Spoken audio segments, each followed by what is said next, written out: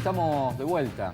Tenemos para hablar, para analizar cuestiones como la masacre de Texas, cuestiones como el asesinato de esta nena de 12 años solamente para robarle un teléfono celular.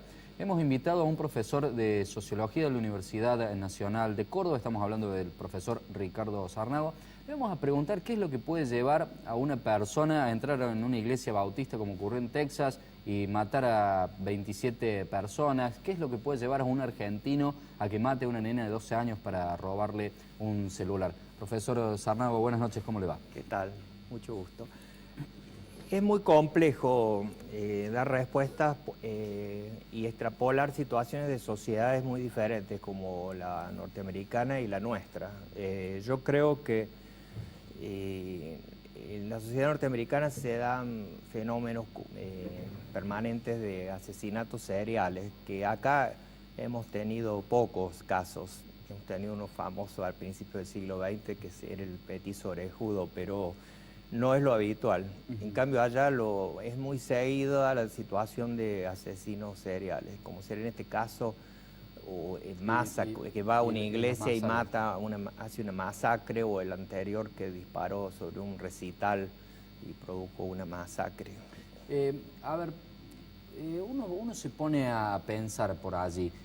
¿Puede tener algo que ver que se pueda ir libremente a una cadena de supermercados y comprar un fusil, ese tipo de cuestiones, o no puede ser ligado a esto, sino a una cuestión de la idiosincrasia, una cuestión de la sociedad? Sí, yo creo que no es vinculante.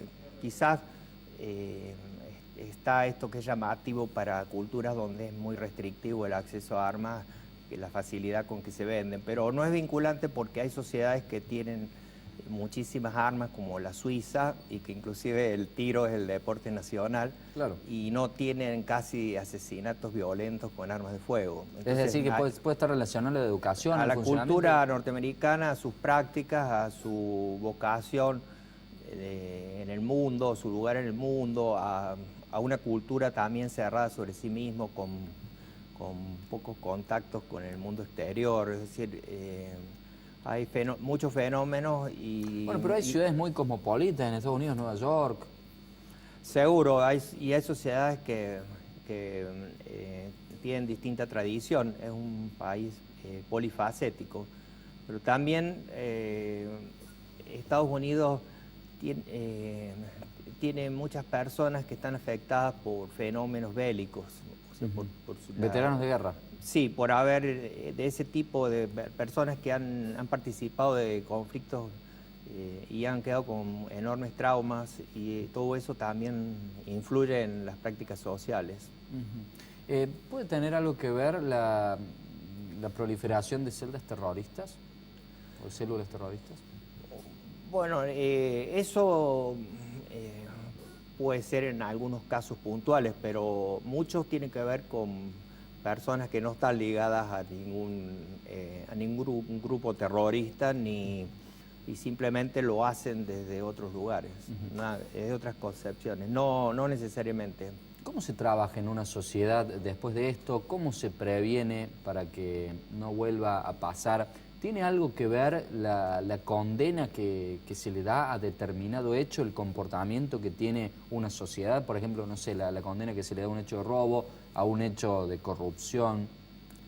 Y eso es complejo. En el tiempo pueden pensarse algunos efectos, pero no en lo inmediato. Es decir, nosotros tenemos ejemplos como ser en la muerte de mujeres en la Argentina y las marchas, ni una menos, y no porque se hagan esas marchas o porque haya una opinión pública que censura ese horror, no por eso disminuye. O sea que evidentemente que hay otras causas en esta sociedad que lleva a ese tipo de violencia. ¿Puede ser el cambio que se da con el ingreso de la mujer en los últimos 100 años al mercado laboral, con la independencia económica, por decirlo de alguna forma, por los cambios en los núcleos familiares, en las concepciones de las familias?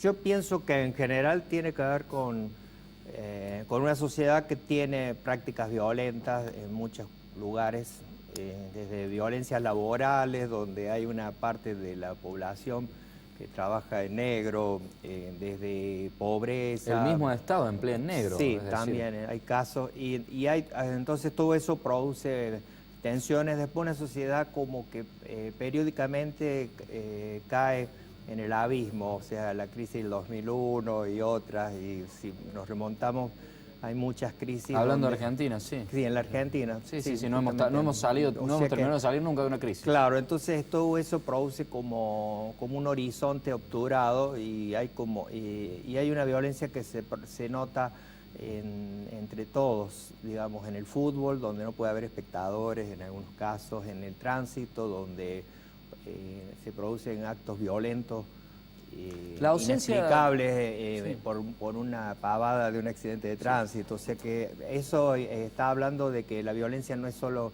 contra la mujer, sino que es una sociedad que tiene muchas características violentas. Este tipo de violencia que usted está señalando, como por ejemplo la violencia del tránsito, la violencia en el fútbol, ¿puede tener que ver con la ausencia del Estado? Con la ausencia en la parte del control, ¿no es cierto? En la calle cada uno hace lo que quiere, no pasa nada, estacionamos en doble fila, tapamos una cochera, pasamos un semáforo en rojo. Digamos, en otros países en los que se maneja distinto el tránsito no ocurren estas cosas.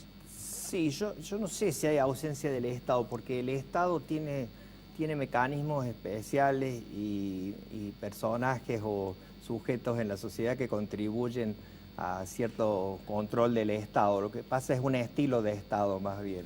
Y sí, evidentemente que es muy local, porque en otros países latinoamericanos uno puede ver que no suceden ese tipo de violencias en el tránsito, como ser. Evidentemente que eso está mucho más acentuado aquí que en otros países latinoamericanos. ¿Cómo se revierte esta situación? Antes de pasar a hablar de este crimen a la nena de 12 años, ¿qué es lo que puede llevar a una persona a hacer esto? Bueno, yo creo que hay una situación extrema en lo social, con números de pobreza muy altos y destrucción de vínculos, y entonces por allí si vemos la vida de estas personas es una vida muy horrorosa y azarosa y sujeta a muchas violencias. Entonces a lo mejor el que lleva a cabo esa acción es emergente de todo eso. ¿Y por qué lo lleva? Porque tenemos 1 de cada 3 argentinos bajo la línea de la pobreza y esto no ocurre tan seguido. No ocurre tan seguido. Hay como... Lo que pasa es que tienen espectacularidad y los medios lo difunden ad infinitum por esa espectacularidad, pero no, como sea, las cifras son mayores de asesinatos en otras ciudades latinoamericanas y de Estados Unidos, como ser Washington tiene mayor cantidad de muertes por asesinato que cualquier lugar de la Argentina, como sea. Más que Buenos Aires, más sí, que sí, en porcentualidad de habitantes. Sí. Profesor, ¿tiene alguna, digamos, esperanza de ser rescatado y de ser reincorporado en la sociedad un individuo de estas características, teniendo en cuenta que, por ejemplo, estaba en libertad condicional? El problema es que muchas instituciones están enunciadas de una manera y supuestamente las cárceles tienen una finalidad que está enunciada constitucionalmente, pero hace mucho tiempo que no funcionan de esa manera. Entonces eso produce una tensión, es decir, no tiene el sistema las respuestas para que las personas logren los objetivos que se enuncian. Entonces quizás tenga razón este juez denominado garantista de que un individuo va a estar mejor fuera de la cárcel que dentro de la cárcel, porque quizás en la cárcel no se produce esta reeducación del individuo para volver a socializarlo. Seguro que no se produce ese proceso, pero tampoco el juez garantiza que salga de una manera controlada o encausada como para que sí se produzca un proceso que pueda ser transformador para la conducta de este sujeto. Eso también existe, las dos cosas. Profesor, muy interesante lo que dijo, la verdad, los conceptos sobre estos hechos que dan mucho que pensar. Le agradecemos por haber formado parte del espacio. Bueno, muchas gracias, a su disposición cuando me necesiten. Por supuesto, así será. Vamos a la pausa, tras ella una nota con Laura Saspritza, que es responsable de prensa a nivel nacional de gastronómicos y un evento muy particular que hicieron aquí en Córdoba.